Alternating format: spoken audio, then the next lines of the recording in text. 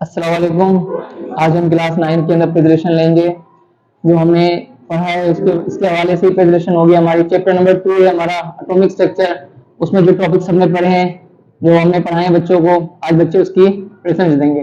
तो आज electron, proton and neutron and Rutherford atomic model के बारे में बताया जाएगा, जो कि अब बच्चे स्टार्ट करेंगे। अस्सलामुअलैकुम, my name is Alina, I am student of 9th class. आज का मेरा टॉपिक है रदरफोर्ड मॉडल ऑफ एटम। आज मैं बताऊंगी ये कब डिस्कवर हुआ और ये किसके साथ मिलकर क्या रदरफोर्ड ने और इस एक्सपेरिमेंट का नाम क्या रखा। इन year 1911 Ernest Rutherford with his two student Hans and Ernest Madden performed in experiment, जिनका नाम इन्होंने रखा था scattering experiment and gold foil experiment. अब मैं इसमें बताऊंगी ऑब्जर्वेशन।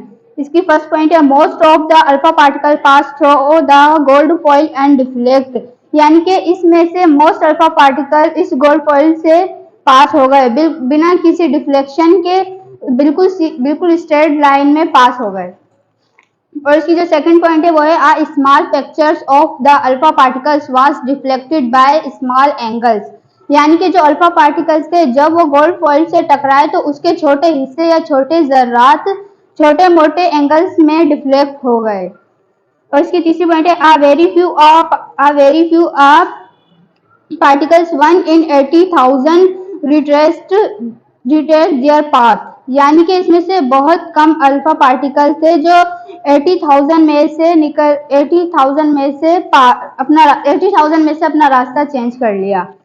और जो इसकी पोस्टुलेट है वो है, पोस्टुलेट में इन्होंने बताया है कि यानी कि किसी भी एक एटम का मेजॉरिटी मास होता है वो बहुत ही स्मॉल रीजन में कॉन्सेंट्रेट रहता है, जिसे हम न्यूक्लियस कहते हैं। और ये न्यूक्लियस एक एटम के बिल्कुल सेंटर में होता है, एक एटम के बिल्कुल बीच में ही होता है। फिर इसके बाद सेकंड पोस्टुलेशन है कि यानी कि किसी भी एटम का न्यूक्लियस होता है वो नेगेटिव चार्ज पार्टिकल से बना होता है, यानी कि इलेक्ट्रॉन से अराउंडेड होता है और वो इलेक्ट्रॉन इसके अराउंड में एक फिक्स सर्कुलर पाथ में हाई स्पीड से इन्वॉल्व होता है और इस सर्कुलर पाथ को हम ऑर्बिट्स भी कहते हैं।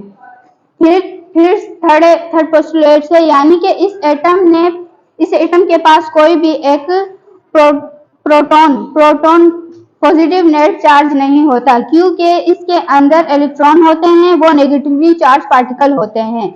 इसमें प्रेजेंट न्यूक्लियस और न्यूट्रॉन के साथ साथ प्रोटॉन भी मौजूद हैं जो कि पॉजिटिवली चार्ज होते हैं। ये दोनों एक ही जगह पर मौजूद होने की वजह से ये दोनों एक दूसरे को स्ट्रॉन्ग इलेक्ट्रॉन फोर्स होल्ड कर रहे होते हैं और एक ही एटम में दोनों मौजूद होते हैं। दोनों एक दूसरे को कैंसल आउट कर देते हैं, इसलिए एटम को कोई नेट चार्ज नहीं होता। Thank you.